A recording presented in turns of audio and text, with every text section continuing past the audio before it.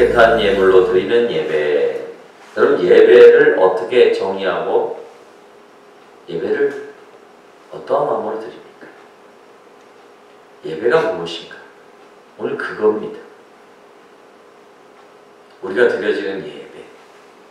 이 예배는 어떠한 정의와 어떠한 중심의 마음을 가지고 드려야 되고, 성경은 이 예배에 관해서 어떠한 메시지를 우리들에게 전하고 있는가를 살펴보아야 합니다. 오늘 말씀 잘 살펴보면 예배에 대해서 다루고 있는 것을 발견할 수가 있어요. 아니, 제사장들 얘기 나오고 뭐 더러운 떡 얘기 나오고 그렇게 나오는데 이게 예배하고 무슨 상관이 있습니까? 그랬어요. 자, 오늘 이 성경 말씀의 스토리는 이거죠. 야, 이스라엘 백성을 향하여 아들이 아버지를 공경함이 마땅하지 아니하니 종은 주인을 공경함이 마땅하지 아니하냐. 그런데 아들과 종이 아버지와 주인을 공경하지 아니함은 어떻게 된 일이냐? 라고 묻는 거예요. 멸시함이 어떻게 된 일이냐? 묻는 거예요. 여러분, 이게 정말 아들이 아버지를 공경하지 아니해서 종이 주인을 멸시해서 하나님이 하신 말씀일까요? 그게 아니에요. 이 말씀은 예배에 대한 말씀이에요. 하나님 비유를 통해 말씀하십니다. 그렇게 질문했더니 이스라엘 백성이, 아니, 우리가 쉽게 얘기해서 아버지를 공경하지 아니한 때가 어느 때입니까? 즉, 하나님을 공경하지 아니한 것이 어느 때입니까? 우리의 주인이신 하나님을 멸시한 적이 어디에 있습니까? 그런 거죠. 그랬더니 하나님이 뭐라고 해요? 너희들이 드리는 예배를 봐라. 너희가 더러운 떡을 드리고도 말하기를 우리가 어떻게 주를 더럽게 하였나이까? 이렇게 말하고 있다는 거예요. 여호와의 식탁을 경배했다 이거. 눈먼 희생제물을 바치는 것, 저는 것, 병든 것, 이런 것을 드리면서 내가 어찌 그것을 기쁘게 받겠느냐. 이 말씀이 뭐예요? 그때 이스라엘 백성의 예배에 관한, 예배 생활에 관한 현실을 아주 즉시하게 보여줍니다. 여러분, 더러운 떡을 드렸어. 저는 것, 병든 것을 드렸어. 여러분, 더러운 떡이 뭘까요? 더러운 떡이 의미하는 게 뭘까요? 여러분, 정말 떡이 하나님 앞에 드려지는 그 예배에 드려지는, 제사에 드려지는 떡이 더러운 떡, 정말 정결하지 못한 떡, 그런 떡을 의미할까요? 희생 제물에 있어서 저는 것, 눈먼 것, 물론 하나님께서는 정결한 떡을 드리라고 했어요. 그렇죠? 정결한 것들, 흠없는 것들을 하나님께 드려야 되는 것이죠. 근데 우리가 잘 살펴보아야 될 의미는 뭐냐면, 지금 하나님께서는 이스라엘 백성이 드려지는 이 제사에 대해서 사실적으로는 그 드려지는 떡과 제물에 관한 이야기를 하는 것 같지만 더 깊게 바라보면 그들의 삶을 이야기하는 거예요. 그들의 삶이 온전히 하나님 앞에 드려집니다. 왜 그러냐면요, 성경을 잘 보세요. 하나님께서 너희가 드리는 이 제사를 어떻게 한다 그랬어요? 실증을 내신다 그랬어요. 근데 그 제사, 그 실증을 내는 제사를 드릴 때의 제물들이 저는 것, 눈먼 것, 더러운 떡 아니었어요. 온전하게 드렸단 말이죠. 온전하게 드린 그 제물의 그 예물의 제사도 하나님께서 실증을 내신다고 했어요. 그럼 왜 하나님은 제물 예물을 제대로 드리는데 그들의 제사를 예배를 실증 내셨을까요? 그들의 삶과 그들의 신앙의 모습이 하나님께서는 너무 실증이 난다고 표현합니다. 지금 이스라엘 백성은 더 갔죠? 한참 더 갔어요. 실증 내는 제사, 그 제사 때는 예물을 제대로 드렸는데도 하나님 실증 냈어요. 근데 지금은 어때요? 아주 예물 자체도 더러운 떡을 드렸어요. 눈먼 것, 저는 것을 드렸어요. 그러니 이 시대에, 이 말라기 시대에 이스라엘 백성의 신앙생활의 모습은 정말 어떠했는지 우리가 살펴볼 수 있다는 거예요. 그래서 보면 여러분께서 봐요. 10절 말씀에 보면 이에 대해 하나님이 뭐라고 말씀하시는 줄 아세요? 야! 내가 성전문을 닫았으면 닫을 자가 있었으면 좋겠다라고 말씀하고 있어요. 여러분 무슨 말이에요? 교회를 닫고 이제는 더 이상 예배를 드리지 말라라는 말씀이에요. 얼마나 예배가 불쾌하고 예배가 하나님 보시기에 정말 실증을 지나서 너무 하나님께서는 거부하시고 받기조차도 어려울 그러한 상황에 빠진 거란 말이죠. 여러분 우리들이 드려지는 예배, 이 예배를 우리는 돌아봐야 돼요. 누구의 관점으로? 하나님의 관점으로. 예배를 받으시는 하나님 관점으로 우리는 다시 한번 우리의 예배를 정리하셔야 되고요. 그리고 그 정리된 가운데 정말 주님이 원하시는 예배를 우리는 찾아야 됩니다. 그 예배를 갈망하며 그 예배를 하나님 앞에 드려야 된다는 것입니다. 우리가 이제 2017년도로 시작함에 있어서 저는 무엇보다도 우리 안에 강조해야 되고 우리 안에 다시 한번 되새겨야 되고 우리 안에 다시 회복해야 될 것이 다른 무엇보다도 예배라고 생각합니다. 예배가 온전히 드려져야 우리가 신성한 성품을 소유할 수 있는 거예요. 공급함을 받을 수 있는 거예요. 하나님 앞에 우리가 떨어지지 아니하게 될 수 있는 거예요. 떨어지지 않는 거예요. 지금 이스라엘 백성들의 예배는 그러한 예배였어요. 야, 그것을 너희 청독에게 한번 드려봐라. 야, 그것을 너희의 감독자들에게 한번 드려봐라. 그들이 받겠냐? 하물며 그들도 안 받는데 나 만군의 하나님 여호와께서 이것을 받겠냐? 부패했다. 썩었다. 하나님을 온전한 예배 대상으로 삼지 않았다는 거예요. 영광 받으실 그 하나님의 놀라운 은혜들이 사라졌다는 얘기예요.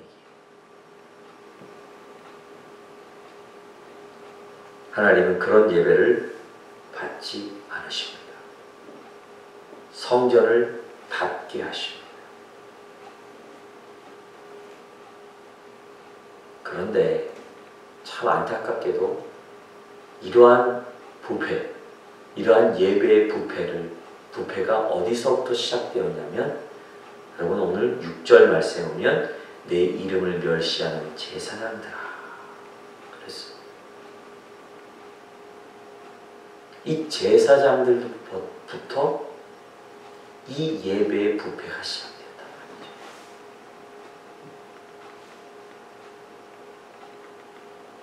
참 안타깝습니다. 또 두렵습니다. 가르치고 섬기고 제사에 있어서 선택받고 제사에 있어서 섬기는 이 제사장들로부터 하나님을 멸시하는 그러한 모습들이 드러났다는 것입니다. 어떤 멸시가 일어났을까요? 지금 제사장들이 어떤 잘못을 했을까요? 여러분, 제사장들이 해야 될 일이 뭐죠? 제사를 드리러 어떤 사람이 예물을 드리러 가지고 오잖아요. 그러면 그 제사장들이 뭘 하죠? 이것을 감시할까요? 이것이 드려질 만한 예물인지 아닌지 선별한단 말이에요. 그렇죠? 선별해요. 그래서 율법에 정한 대로 소면, 양면, 염소면, 비둘기면 그 상태와 그대로 말씀대로 율법대로 그 기준에 맞는가를 구별한단 말이에요. 선별한다는 얘기죠. 그래서 한 가지라도 잘못되거나 율법에 어긋나면 어떻게 됩니까? 이것은 드려질 수 없는 예물이야. 드릴 수 없는 예물이 안 됩니다. 다른 걸 가져오십시오. 라고 얘기를 해야 돼요. 그런데 제사장들이 어떻습니까? 아이, 괜찮아. 그냥 드립시다. 드려도 돼. 오직 하나님 편에 서야 되고, 오직 하나님 말씀의 기준에 의해서 그것만을 전하고 그것만을 나타내야 될 이 제사장들로부터 부패가 찾아왔다.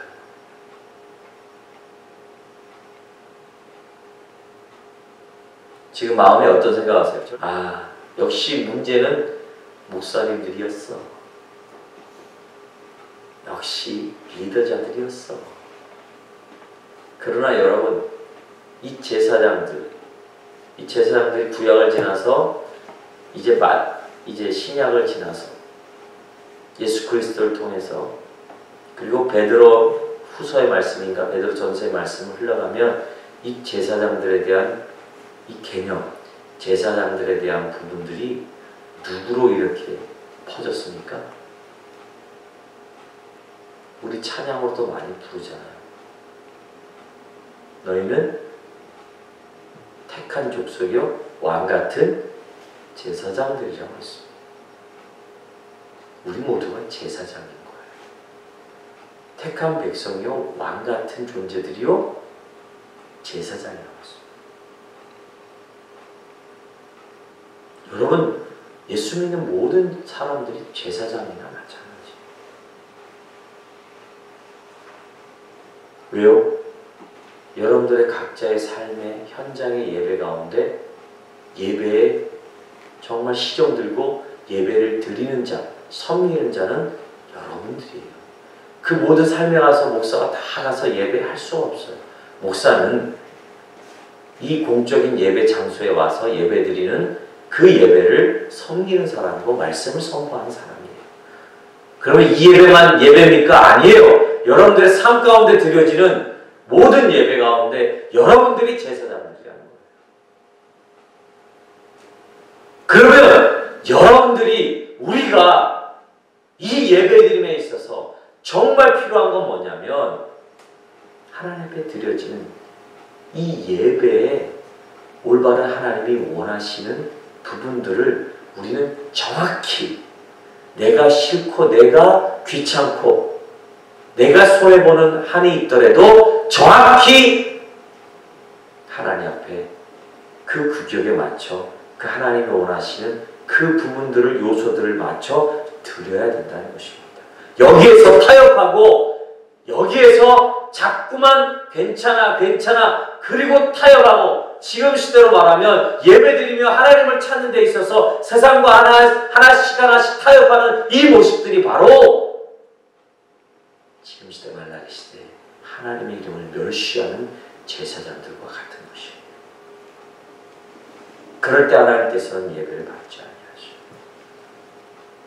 그럴 때 이스라엘 백성은 어떻습니까? 하나님이 요구하시는 그 온전한 뜻을 발견하지 못한다는 거예요. 여러분, 하나님의 생각과 지금 이스라엘의 생각, 즉 하나님의 생각과 지금 우리들의 생각이 예배에 관하여서 지금 헛바퀴를 돌고 있다는 거예요. 이걸 경계해요. 예배는 하나님의 마음을 깨닫는 것이다.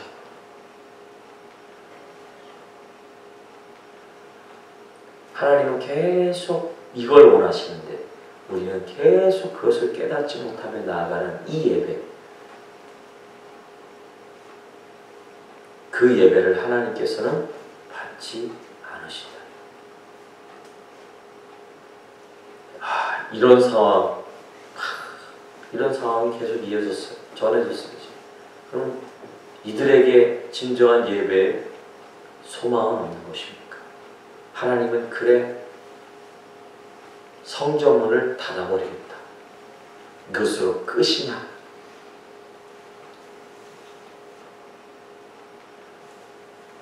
성경은 그렇지 않습니다. 하나님은 그렇지 않으십니다. 할렐루야. 그래서 우리는 감사할 수밖에 없습니다. 이런 이스라엘 향하여 하나님은 가망이 없다, 소망이 없다, 그런 예배를 드리지 아니하는 이스라엘을 버려둘 수가 없었던 거예요. 그런 하나님의 백성들을 하나님은 그대로 내버려 두지 아니하신다는 거예요. 왜 그럴까요? 왜 그럴까요? 여러분 이걸 잘 기억하셔야 됩니다. 하나님은 우리를 어떠한 존재로 어떠한 방법으로 어떻게 살아가는가에 대한 부분을 우리는 바로 알아야 돼요. 이 시간 정말 우리 한 사람 한 사람을 하나님은 최고의 방법으로 우리를 사랑하셨어요. 자기 하나밖에 없는 외아들을 세상에 보내 죽게 하심으로 사랑하신 존재가 우리예요. 그래서 우리를 포기할 수 없는 거예요. 그래서 이스라엘을 포기할 수 없는 거예요.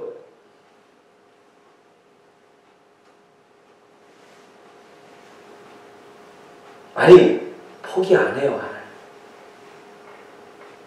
그 하나님의 사랑, 지금 그 하나님의 사랑의 포커스를 받고 있는 저와 여러분은 행복자이심을 믿으시기 바라겠어요. 내가 아무것도 아닌 것 같아, 지금. 누구와 비교해도, 개똥이 엄마하고 비교해도, 다른 사람과 비교해도, 나는 정말 아닌 것 같아. 그 사람이 가진 게 너무 많고, 나는 아무것도 없는 거야. 그래서 내 인생은 불안해, 불쌍해, 나부자인 것 같아. 그러나, 여러분, 이 사랑에, 우리가, 저와 여러분도 이 사랑에 감격합시다. 이 사랑을 100% 알기를 힘씁시다. 그러면 그 모든 것들 아무것도 아닌 것이 됩니다. 그 사랑이 뭐예요? 주 예수 그리스도의 사랑, 하나님의 사랑. 그 사랑을 알아가기에 우리의 삶을 드립시다. 그 사랑을 고백하기에 그 사랑을 고백하는 우리의 예배가 됩시다. 할렐루야. 요시아 왕, 이스라엘의 요시아 왕 알죠? 이 요시아 왕이 유명한 사건이 뭡니까? 요시아 왕 딱 하면 드러나는 사건. 성전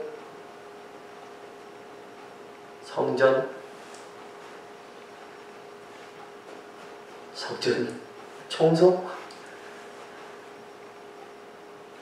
종교개혁과 같은 사건이 있었죠. 그때 시대 이스라엘의 모든 나라가 완전히 우상 숭배를 하고 있을 때 요시아가 어떻습니까? 이스라엘의 모든 우상을 깨뜨리고 부수고 여호와 하나님을 섬기는 그런 종교개혁을 일으켰죠.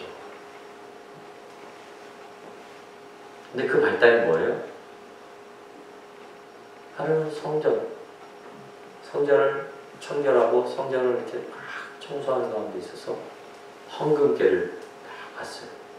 발견했는데 그 헌금깨 안에 뭐가 들어가 있냐면 성경, 말씀, 하나님 말씀, 두루마리를 발견하고 여호와의 말씀을 다시 한번 선포되는 예배를 드리고 성전을 말끔하게 청소를 하고요. 그리고 하나님 앞에 예배 드림에 있어서 준비를 하기 시작합니다. 피아노와 악기와 모든 성전에 들어간 것을 깨끗하게 하고 성전 내부와 외부를 깨끗하게 하나님 앞에 예배드리며 하나님 앞에 나아가고 거룩한 예배를 드리기 위해서 준비를 막 합니다. 정말 성전을 휘황찬란하게 다시 한번 재건하는 성전 재건을 해요. 그리고 모든 이스라엘 백성에게 하나님 앞에 예배드림을 알립니다.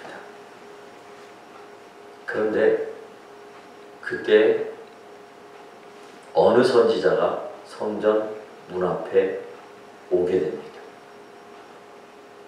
그 선지자가 누구냐면 예레미야예요.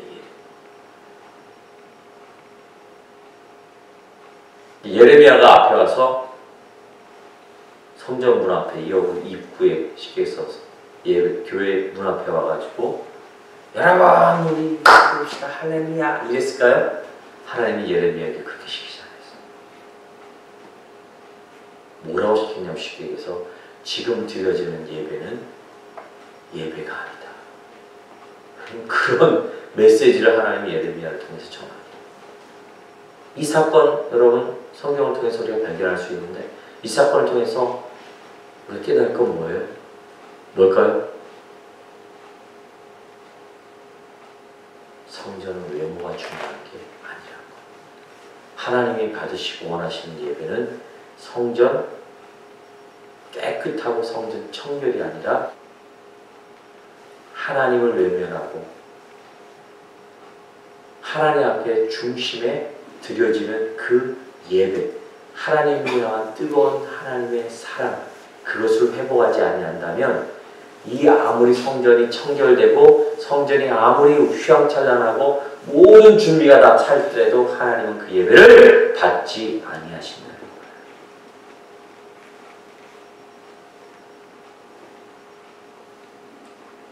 기억하십시오.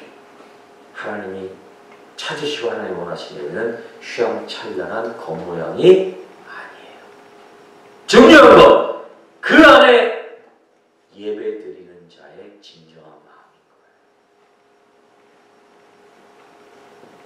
그 마음을 보시고 그 중심을 보시는 하나님은 그 예배자를 찾고 있는 거예요.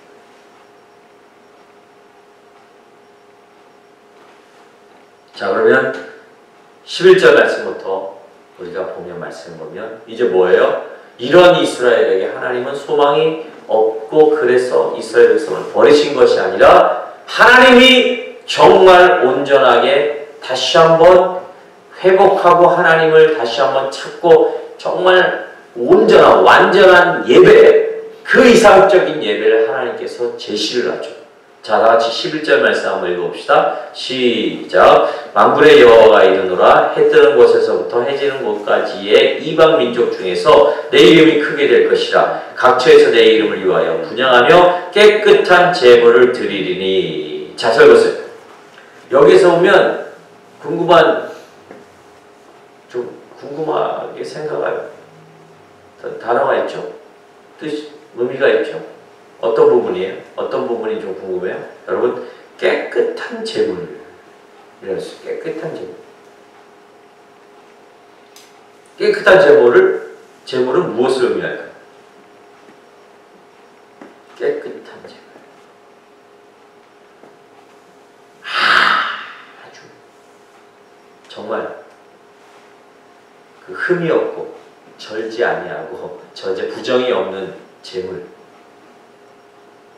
그런 제물을 의미할까요? 근데 그런 제물을 드려도 하나님께서는 받지 아니하셨어요. 그럼 이 깨끗한 제물이 의미하는 게 뭘까요? 응?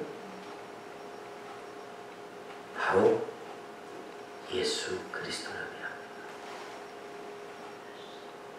여러분, 예수님께서는 십자가에 온전히 그 제물이 되어 주심으로 단번에 완전한 제물로 우리들에게 하나님의 놀라운 구원을 허락하셨어요. 그러니까 앞으로 하나님이 원하시는 예배, 하나님이 정말 받으시는 예배는 이 깨끗한 제물로 드려지는 예배란 말이죠. 그렇죠? 그렇다면 우리가 아무리 좋은 휘황찬란한 교회 안의 어떤 장식과 어마어마한 그러한 어떤 외모가 중요한 것이 아니라 바로 깨끗한 제물로 드려지는 이 예배를 하나님께서는 기뻐 받으신다는 거예요. 이 말은 무슨 말이에요? 우리가 드려지는, 어디서 드려지든 두세 사람이 모여 드려지는 그곳에 예수 그리스도를 의지하고 예수 그리스도의 놀라운 임재와 예수 그리스도를 통한 그분의 보혈의 능력을 의지하여 드려지는, 그분을 통해서 드려지는, 그분이 강력한 임재가 드러나는, 그분과 동행함으로 드려지는 그리스도의 보혈을 의지하여 드려지는 그 예배가 진정한 하나님이 받으시는 예배란 말이죠. 지금 이것에 예수 그리스도의 임재와 예수 그리스도의 그 십자가의 보혈을 의지하는 강력한 마음이, 정말 열정적인 마음이 지금 있냐는 거예요. 내가 아닌 예수 그리스도, 그분의 보혈의 능력만을 의지하는 그분만을 붙드는 예배가 지금 우리의 예배냐 이거예요.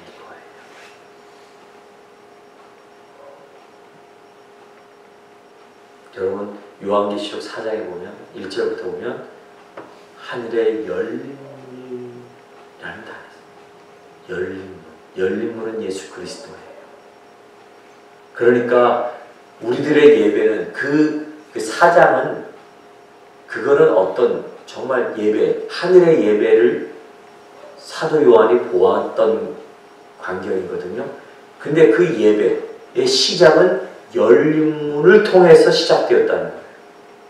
열림문은 창세기를 통해서 나오나 성경을 보면 예수 그리스도예요. 그러니까 진정한 예배는 예배 가운데 예수 그리스도가 좌정하지 아니하시고 예수 그리스도가 없는 예배는 진정한 예배가 아니라는 거예요. 그분의 십자가 묵상하고 그분의 부활을 감격하며 그 사랑을 감격하는 그 예배, 그 예배가 진정한 이 마지막 세대 하나님이 딱 정해놓은 예배라는 것입니다. 여러분 이 시간 예배 드릴 때 제가 얘기했죠. 예배는 사랑이라고 얘기했어요. 저는 이 사랑을 갈구하며 이 사랑을 우리가 100% 채우기 위한 예배, 예수 그리스도의 그 사랑을 온전히 우리가 경험하는 그 예배, 그런 예배라면 우리는 우리의 삶 가운데, 우리의 모든 모습 가운데 어떻습니까? 예수 그리스도께 생명을 바칠 수밖에 없습니다. 저도 이제 예배하며 우리 예배를 시작할 때 가장 중요한 것은 뭐예요? 주님의 임재, 그리스도의 사랑, 그 예수 그리스도의 십자가의 사랑, 그것을 갈망하며 그리스도의 그 예수 그리스도의 온전한 사랑을 간구하는 그 예배, 그 찬양, 그 마음이 있을 때 주님이 우리 가운데 임재하십니다. 그 임재하심이 없는 예배는 예배가 아닌 거예요. 저번 시간도 여러분 주님이 나와 함께 하시고 내가 주님의 사랑을 갈구함으로 간절히 예수 그리스도를 원하고 소원할 때 그 사랑에 향취되어서 그 사랑에 취해서 드려지는 그 예배, 그 예배를 하나님께서 찾으신다는 거예요. 그런 예배자를 찾으시고 그런 예배자들과 함께 예배에 하나님 예수 그리스도께서 함께 하시고 즐거이 받으시고 임마누엘 하신다. 그 예배 가운데 기적이 일어나는 거예요. 그 예배는 사랑 운동력이 있는 거예요. 분위기가 틀리죠. 냉랭함이 아니죠. 그 한 사람의 예배의 열정자가 있는 그 예배를, 그 현장을 하나님은 뜨겁게 정말 하나님은 예배 가운데 임재하신다. 그 예배가 우리들의 예배가 되시길 예수 이름으로 축원합니다. 저와 여러분들의 예배가 되길 축원합니다. 냉랭하고 그리스도의 사랑을 갈망도 안 하고 원하지도 아니하고 그 사랑에 흠취되지도 아니한다. 이거는 어떤 모습이냐면 부부가 결혼해서 정말 열정적이고 정말 뜨거운 신혼을 다 지나서 어느 시대를 만났냐면 정말 식어진 사랑의 관계, 그 시간 속에 있는 거나 마찬가지. 여러분, 우리가 한 번의 예배를 드리든 1시간의 예배를 드리든 10시간의 예배를 드리든 이런 주님이 찾으시는 깨끗한 제물 예수 그리스도를 통하여 그분의 사랑을 경험하는 예배가 우리들의 예배, 예수의정교의 예배가 되길 예수 이름으로 축원드립니다. 그것이 지금 우리가 모여서 드리는 예배뿐만 아니라 여러분들의 삶의 예배도 그렇게 되어지길 예수 이름으로 부탁드립니다. 그런 삶의 예배자, 그런 깨끗한 제물로 드려지는 예배자들이 되시길 예수 이름으로 축원드립니다. 기도하겠습니다. 하나님 감사합니다.